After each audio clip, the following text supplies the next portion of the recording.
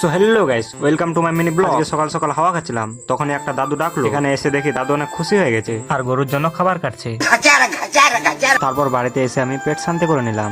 তারপর আমাকে বাবা টাকা দিয়ে দিল। ওয়েট, এত খুশি হয়ে লাভ নেই, এই পয়সাগুলো এখনই চলে যাবে গ্যাস ভরানোর জন্য।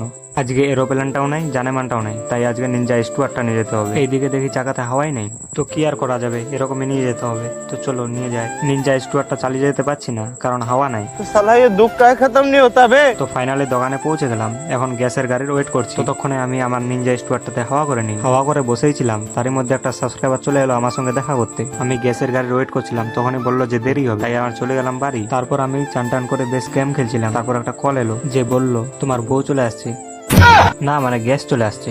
তাই আর দেরি না করে নিনজা স্টোরটা নিয়ে চলে গেলাম গ্যাস আনতে। এখানে এসে দেখি গাড়িটা আমার জন্য ওয়েট করছে। তারপর গ্যাসটা নিয়ে নিলাম। সো আমি এখন গ্যাসটা নিয়ে বাড়ি যাই। তোমরা লাইক কমেন্ট করে দিও বন্ধুরা। Bye bye.